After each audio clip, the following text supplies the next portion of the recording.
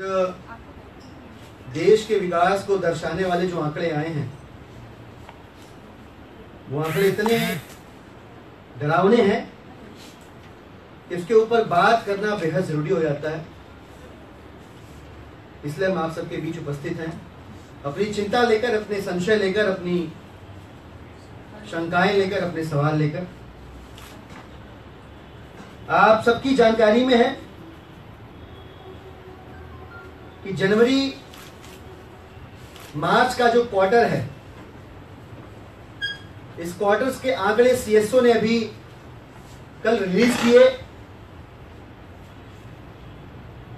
और देश की अर्थव्यवस्था किस भयावह दौर से होकर गुजर रही है, ये आंकड़े चीख चीख कर उन दशाओं को बताते हैं, उनका उल्लेख करते हैं। देश में अगर मैं सेक्टोरल ग्रोथ की बात करूं तो जो ग्रॉस वैल्यू एडेड है, जीवीए है, वो चरमरा के सेक्टर वाइज बुरी तरह से नीचे पड़ रहा है, नीचे जा रहा है। एक अखबार की डिटेल स्टोरी आप सबने पढ़ी भी होगी, जिसको मैं यहां कोट करना चाहूंगा।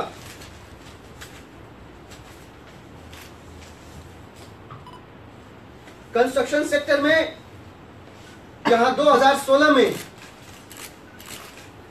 5% का जीवीए, वहीं घट कर ये 1.70% रह गया है।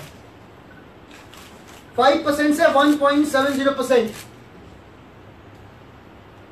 ट्रेड एंड होटल्स की बात करूं तो 10.5% से घटकर यही ग्रोथ 2017 की 7.8% पहुंच चुकी है। आपके सामने अगर मैं मैन्युफैक्चरिंग सेक्टर की बात करूं, जो हमारी जीडीपी का एक बहुत बड़ा कंट्रीब्यूटर है, तो इसमें ग्रोथ रेट 5.3% से गिरकर 8.2% से गिरकर 5.3% तक आ चुकी है। और ओवरऑल अगर मैं जीवीए की बात करूं तो ये विकास का आंकड़ा, देश की अर्थव्यवस्था का सूचक 8.7% से गिरकर 5.6% पर आ चुका है, यानी 3.1% की नेगेटिव ग्रोथ है। देश कितना विकास कर रहा है हम समझने की कोशिश करते हैं कुल घरेलू उत्पाद से, ग्रॉस डोमेस्टिक प्रोडक्ट से, जीडीपी से। और जीडीपी आप में से किसी से छुपा नहीं है, जो आंकड़ा है वो 6.1% से 7% से 6.1% आ चुका है, यानी 0.9% का नेगेटिव ग्रोथ है। मैं जनवरी से मार्च के क्वार्टर की बात कर रहा हूं। आपको मैं याद दिलाना चाहूंगा कि देश में जो एक आर्थिक प्रयोग किया गया था, नोटबंदी नाम का, अर्थशास्त्रियों का मानना है कि देश के इस बिगड़ते आर्थिक हालात में सबसे बड़ा कंट्रीब्यूटर वो नोटबंदी है, जिसने प्रत्यक्ष और अप्रत्यक्ष रूप से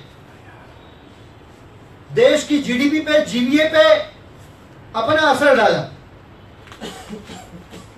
और तमाम कोशिशों के बावजूद, डब्ल्यूपीआई, आईआईपी के कैलकुलेशंस के बेस ईयर्स को चेंज करने के बावजूद, ये आंकड़े देश की अर्थव्यवस्था की बिगड़ती हालत को ठीक करके नहीं प्रेजेंट कर सके। हालांकि बड़ी बेशर्मी से केंद्र की सरकार और माननीय वित्त मंत्री जी जब इन सब के पीछे कारणों की बात की जाती है, सवाल पूछा जाता है,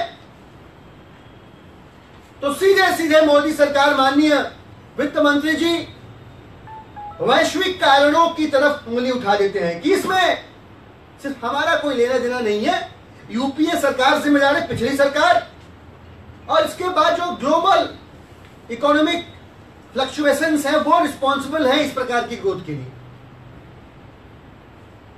आपको वोट किस लिए दिया था देश की जनता ने? आपको वोट इसलिए दिया था कि आप विकास कर सकें। आप बेवकूफ बना रहे हैं देश को।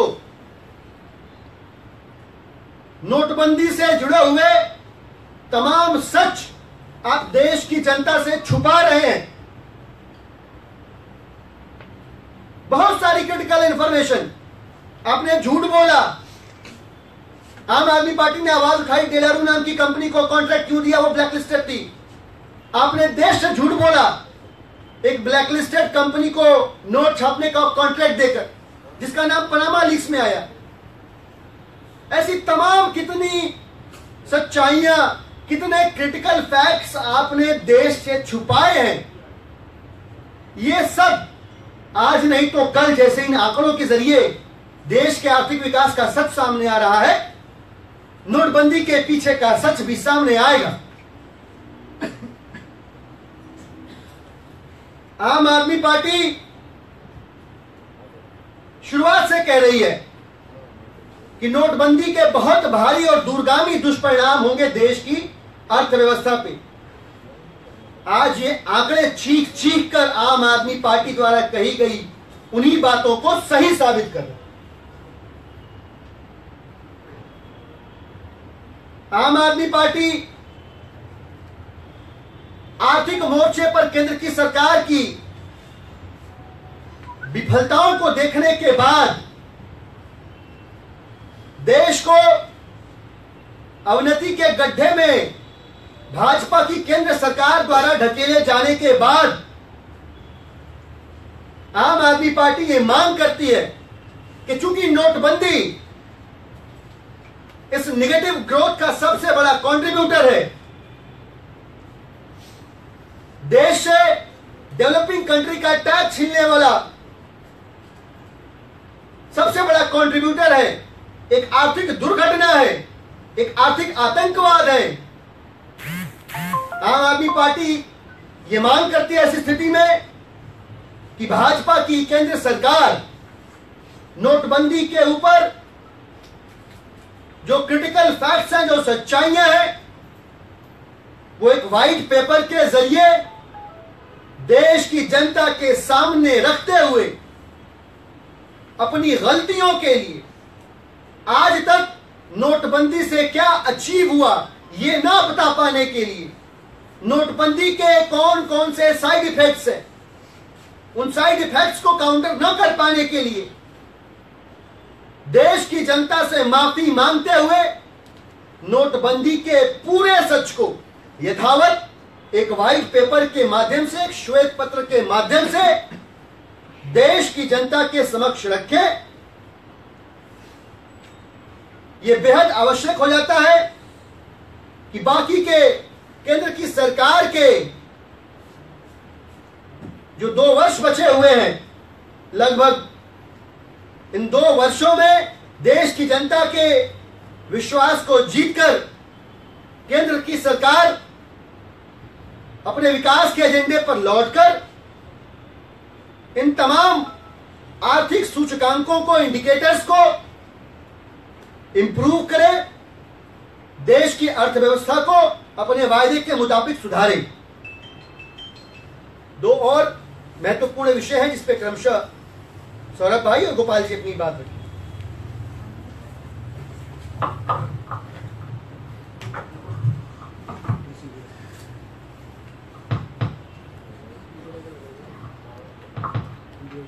दोस्तों, मैं आपके बीच में इलेक्ट्रॉनिक वोटिंग मशीन्स के बारे में कुछ चर्चा करने के लिए आया हूँ। जैसा कि आप लोगों ने अखबारों में और टीवी के माध्यम से सुना होगा कि इलेक्शन कमीशन ऑफ इंडिया एक ईवीएम चैलेंज करके एक कार्यक्रम को अंजाम दे रहे हैं 3 तारीख को। हालांकि कुछ जगह उसको हैकेथन भी कहा गया कि वो हैकेथन करा रहे हैं, और हमसे पूछा गया कि आप इलेक्शन कमीशन के हैकेथन में जाएंगे या नहीं जाएंगे। हमने इलेक्शन कमीशन से चिट्ठी लिखकर इसके बारे में क्लियरेंस मांगी, क्लैरिफिकेशंस मांगी, और इलेक्शन कमीशन ने लिखित जवाब हमें दिया है कि वो कोई हैकेथन नहीं करा रहे हैं और ना ही कभी उन्होंने हैकेथन कराने की बात कही है। वो एक ईवीएम चैलेंज करा रहे हैं और जो शर्तें हमने इलेक्शन कमीशन को कहा था कि आप इन शर्तों को हटा दीजिए, तभी ईवीएम चैलेंज को या हैकेथन को अंजाम दिया जा सकता है। इलेक्शन कमीशन ने हमें मना किया है, लिखित रूप से मना किया है कि हम उन शर्तों के अंदर कोई ढिलाई नहीं रखने वाले हैं। तो आम आदमी पार्टी का जो टेक्निकल एक्सपर्ट्स का जो ग्रुप है उसने फैसला किया है कि जैसे इलेक्शन कमीशन कह रहा है कि वो एक ईवीएम चैलेंज करा रहे हैं जिसके अंदर वो मौका देंगे किसी भी राजनीतिक दल को 4 घंटे तक वो बटन दबाएं और बटन दबाकर या किसी रेडियो फ्रीक्वेंसी या मोबाइल डिवाइस के थ्रू ये प्रूव करें कि उसके अंदर गड़बड़ी है। आम आदमी पार्टी के टेक ग्रुप ने फैसला किया है कि हम अपनी टेम्पर्ड मशीन का, जिस मशीन को हमने खुद कहा है कि हाँ इसके अंदर गड़बड़ी है और सब लोगों को टीवी पे विधानसभा के अंदर दिखाया है कि ये कैसे गड़बड़ी है, आम आदमी पार्टी अपनी खराब ईवीएम मशीन का भी एक ईवीएम चैलेंज रखने जा रही है। और उन्होंने तो सिर्फ राजनीतिक दलों को बुलाया है, हम इस देश के सभी टेक्निकल एक्सपर्ट्स को उस ईवीएम चैलेंज के अंदर बुलाएंगे और उसका एक अच्छा खासा लॉन्च हमने सोचा है कि हम 3 तारीख को जिस दिन इलेक्शन कमीशन का ईवीएम चैलेंज है उस दिन हम अपने ईवीएम चैलेंज को लॉन्च करेंगे और हम सभी टेक्निकल एक्सपर्ट्स को, देश के और दुनिया के, और इलेक्शन कमीशन के अपने टेक्निकल एक्सपर्ट्स को, बीएल और ईसीआईएल के टेक्निकल एक्सपर्ट्स को आमंत्रित करते हैं कि हमारी मशीन तो खराब है और हम बोल चुके हैं खराब है, आइए हमारी खराब मशीन को बटन दबाकर या किसी मोबाइल डिवाइस से आप ये साबित कीजिए कि ये मशीन खराब है। हमारा ये चैलेंज है कि आप हमारी खराब मशीन को भी ये कभी भी इस बात को सत्यापित नहीं कर पाएंगे कि हमारी मशीन खराब है, उन्हीं शर्तों के तहत जिन शर्तों के अंदर इलेक्शन कमीशन अपनी मशीन को खराब सत्यापित करने के लिए चैलेंज दे रहा है। तो बहुत जल्द 3 तारीख को हम उनसे बड़ा और उनसे बेहतर ईवीएम चैलेंज लॉन्च कर रहे हैं खराब मशीन के ऊपर। धन्यवाद। जिस दिन भी ईवीएम चैलेंज होगा 3 तारीख को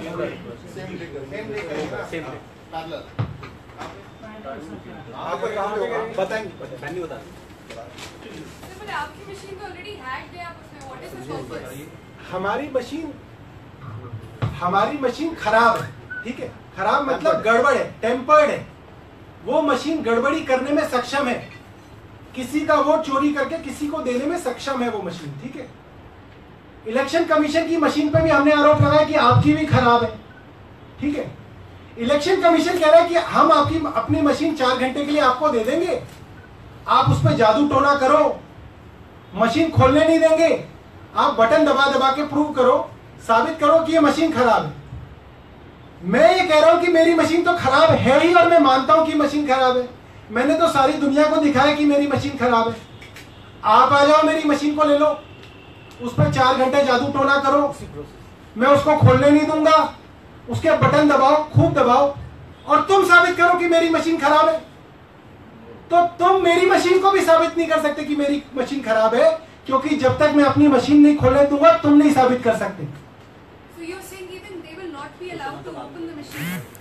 We will hold a hackathon or an EVM challenge on a similar pattern, but we will cater to larger audience. But that won't be to prove a point.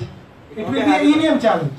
उस दिन विधानसभा में आपने रिपोर्ट का बताया। Sir, just a few clarification. I'm sorry on the. उसका answer बाद में देते हैं, एक बार ये जैसे हो जाए फिर we'll answer all this. अभी दिल्ली के अंदर बारिश होने के साथ ही साथ लोगों के मानस पटल पे पिछले साल की डेंगू और चिकनगुनिया की तस्वीर काफी प्रभावी तरीके से उभरने लगी है। कल माननीय कोर्ट ने भी इसको लेकर के टिप्पणी किया है कि पिछले बार की इतनी भयावह स्थिति के बावजूद भी इस बार भी एमसीडी के अधिकारियों की तरफ से जो वहां के लीडर्स की तरफ से जो एक कंक्रीट प्लान बन करके और जमीन पर उतरना चाहिए, वो इस बार भी कहीं ना कहीं गोल मोल घुमाने की कोशिश हो रही है। और कल कोर्ट ने भी इसको संज्ञान लेकर के अपनी टिप्पणी की है। हम किसी भी कीमत पे, आम आदमी पार्टी ने यह निर्णय लिया है कि हम किसी भी कीमत पे किसी की लापरवाही से पिछले साल जैसी परिस्थिति को नहीं पैदा होने देना चाहते हैं। उसके लिए 2 दिन पहले हमने दिल्ली सरकार के हेल्थ मिनिस्टर से, उनके अधिकारियों से भी हमने संवाद किया है। दिल्ली सरकार इसको लेकर के अस्पतालों में बेड के लिए, उसके प्रिकॉशंस के लिए जो तैयारी होनी चाहिए, दिल्ली सरकार ने वो शुरू कर दी है। स्वास्थ्य मंत्री ने इसको लेकर के अलग अलग हॉस्पिटलों में औचक निरीक्षण करना शुरू कर दिया है।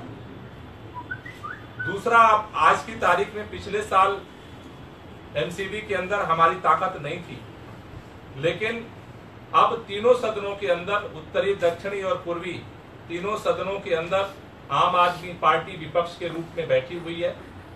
आज हमने तीनों जो हमारे सदन में जो अपोजिशन के लीडर हैं आम आदमी पार्टी के, उनके साथ अभी हमने आज मीटिंग की है, जो आज यहाँ मौजूद हैं। हमने ये निर्णय लिया है कि अगले 3 दिन के दौरान आम आदमी पार्टी के सभी निगम पार्षद लीडर ऑफ अपोजिशन के नेतृत्व में तीनों नगर निगम के मेयर्स के पास जाकर के मिलेंगे और उनके सामने हम खुला ऑफर देना चाहते हैं कि कोर्ट ने जो टिप्पणी की है, जो भी अधिकारी इसके लिए जिम्मेदार हैं, इसकी पुनर्समीक्षा की जाए। अभी थोड़ा सा समय बचा हुआ है, फुल प्रूफ प्लान बनाया जाए और आम आदमी पार्टी, भारतीय जनता पार्टी की सरकार को एमसीडी में जो है उनके मेयर्स को पूरी तरह से सहयोग करेगी। ये सहयोग का प्रस्ताव अगले 3 दिन के दौरान समय लेकर के हमारे तीनों सदनों में जो नगर निगम पार्षद हैं और लीडर्स हैं, वो जाकर के उनको मिलेंगे।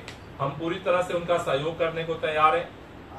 तीसरा, एमसीडी का सदन भी शुरू होने वाला है, तो हमने आज ये भी निर्णय लिया है कि अगर सारे पहलकदमी के बावजूद, सारी वार्ता के बावजूद, अगर पिछले साल की तरह भारतीय जनता पार्टी डेंगू और चिकनगुनिया पे काम करने की जगह केवल राजनीति करने पर अगर उतारू होती है, तो तीनों सदनों के अंदर जब तक इस पर कंक्रीट प्लान लेकर के भारतीय जनता पार्टी नहीं आती है, सदन के अंदर हम सदन चलने नहीं देंगे। सदन के अंदर भी इस पर आवाज उठाएगी आम आदमी पार्टी, सदन के बाहर भी उठाएगी और हम मजबूर करेंगे इनको कि एक कंक्रीट प्लान लेकर के आओ। दिल्ली सरकार से जो सहयोग हो सकता है, हम वो सहयोग भी देने को तैयार हैं। तो अभी हमने ये निर्णय लिया है कि डेंगू और चिकनगुनिया का जो प्रकोप पिछले साल दिल्ली ने झेला है, उसको हर कीमत पर हमें रोकना है। सरकार के स्तर पे भी, विपक्ष के रूप में भी और जनता की तरफ से भी हमने ये प्लान किया है और इसको लेकर के आम आदमी पार्टी आगे बढ़ेगी। प्रश्न आप लोगों के। So I just want to clarify on the hackathon that Aam Aadmi Party is holding on the 3rd. You are going to use the prototype EVM that you used on the floor of the assembly, which already has codes inside it, and you want people to come and attempt to hack it again. What we are saying is that we are also holding a similar EVM challenge in the same conditions in which Election Commission of India is proposing to hold its own EVM challenge. Election Commission of India says that their machines are good machines, they have no tampering and they are not capable of any tampering, means they are not vulnerable to any tampering. And the way it can be proved is you come, try to play with the buttons, they will not allow us to open the machines. We have to prove that their machines are temperable. What I am saying is that my machine is temperable, it can be tempered, I have shown it on the floor of the house. In the similar conditions, I am also holding a EVM challenge. I will invite Election Commission of India, the officers of BEL and ECIL, the technical experts who have manufactured their EVMs. I am challenging them that you come to my EVM challenge. and try to play with the buttons of my EVM. Try to use my mobile devices or radio frequency devices. I'm challenging them that prove that my machine is temperable or tempered. इसमें मैं clear कर देता हूँ एक second. देखो अभी जो हम कर रहे हैं, जो कंफ्यूजन आपको हो रहा है, उस दिन जब सौरभ ने डेमो दिखाया था तो कैसे टेम्पर होती है मशीन और कैसे वोट शिफ्ट होता है पूरा प्रोसेस दिखाया था। उसी मशीन को हम जब सुबह की स्थिति में जैसे मशीन थी, कोड डालने के पहले वो कोड सारा हटा देंगे और एक नॉर्मल बिगिनिंग सिचुएशन में उस मशीन को करके हम सामने रखेंगे। वो नॉर्मल मशीन हो गई, उसमें जो कोड डाले गए थे वो डी कोड कर दिए गए। तो एक नॉर्मल मशीन, जैसे एक यहाँ पर इलेक्शन कमीशन की मशीन है और एक हमारी मशीन है, जैसे उनकी मशीन नॉर्मल है, वो भी बटन दबाएंगे सब ठीक ठाक आएगा। उस दिन जब ये दिखा रहे थे सुबह सुबह सारी बटन दब रही थी तब भी ठीक ठाक आ रहा था। हमारा भी सब कुछ सुबह सुबह ठीक ठाक होगा, उनका भी होगा। वो कह रहे हैं कि ऐसे ऐसे करके इसको टेम्पर कर दो, हम कह रहे हैं आप ऐसे ऐसे करके इसको टेम्पर कर दो। कमीशन ने कहा है कि आपकी मशीन गलत मशीन है। अरे वो तो उसको टेम्पर करना और आसान है ना, कर दो। हमारी उनकी तो सिक्योरिटी प्रूफ है ना, हमारे में तो सिक्योरिटी फीचर ज्यादा है नहीं, उसी को कर दो। आप ये प्रूफ करना चाह रहे हैं कि बिना खोले कोई मशीन टेम्पर नहीं दिस इज अ पॉइंट। जो कहना चाहते हैं वो यही है, आप टच करके बटन दबा के अपनी वाली की सुरक्षा को सुनिश्चित करवाना चाहते हैं। हम कहते हैं कि हमारा वाला भी वैसे ही करो, आप नहीं कर पाओगे। दैट प्रूव्स द पॉइंट कि एक्चुअली कोई नहीं कर सकता उस तरीके से जैसे। And basically that proves that the EVM challenge what they are holding proves nothing. मतलब सर ये कह रहे हैं कि इलेक्शन कमीशन सिर्फ प्रेशर में आके ये पूरा स्टेप उठा रही है कि जो आप लोगों ने आवाज उठाई उसको लेकर ही, बाकी ऐसा कुछ होगा नहीं। We will invite everybody, the citizens of the country and the people who are international experts as well. Political parties as well. Everybody. कोई भी आगे कर सकता है। Anybody and everybody. सर दो सवाल है, एक आप सौरभ से है और एक गोपाल जी से। सौरभ से ये सवाल है कि एक विसल ब्लोअर है राहुल शर्मा जिन्होंने PWD का स्कैम खोलने का दावा किया, उन पर गोली चली है और उनका आरोप ये है कि कहीं ना कहीं इसके पीछे PWD स्कैम ही है, इस कारण उन पर गोली चली है। देखिए जब से मैं टीवी देख रहा हूँ 20-25 दिनों से, मुझे तो लग रहा था कि यूपी के अंदर ऐसा रामराज आ चुका है कि किसी को दिन दहाड़े कोई गोली चलाना तो दूर, गोली की बात भी करेगा तो लोग उसको वहां पे वाहिनी सेना के लोग उसको पीट पीट के मार डालेंगे। ये तो बड़ी हैरानी की बात है कि उस यूपी के अंदर जहां रामराज मुझे लगता है 3 महीने पहले आ चुका था, वहां पर खुल्ला एक विसल ब्लोअर के ऊपर गोलियां चल रही हैं और यूपी की पुलिस अभी तक उसको पकड़ भी नहीं पाई है। हिंदू वाहिनी सेना की तरफ से भी कोई प्रक्रिया नहीं आई है। मैं तो खुद अभी इस चीज को पचाने में पचा नहीं पाया हूँ। देखिए सर, ये मैं इसमें ऐड कर रहा हूँ जो सौरभ भाई ने कहा सर ये वाला कि ऐड कर रहा हूँ, उसमें ऐड कर दूं, बात पूरी हो जाए। किसी भी तरह की हिंसा के खिलाफ है आम आदमी पार्टी। ऐसी घटना जैसी घटना का जिक्र आप कर रहे हैं, ये कहीं हुआ है, ये गलत है। कानून को अपना काम करना चाहिए और जो दोषी हैं उनको ढूंढ के पकड़ के साक्ष्य इकट्ठा करके जेल की सलाखों के पीछे भेजना चाहिए। आरोप जो लगा रहे हैं किस कारण से लगा रहे हैं वे जाने, पर कानून को अपना काम करना चाहिए। आम आदमी पार्टी किसी प्रकार के हिंसा को कंडेम करती है। लेकिन कपिल मिश्रा ने एक आरोप लगाते कि सदन के अंदर उनके साथ मारपीट हुई, जबकि आप लोगों ने कहा कि उनके साथ कोई मारपीट नहीं। मैं अनिल जी में ऐड करना चाहता हूं, सौरभ मैं अनिल जी में ऐड करना चाहता हूं एक बात।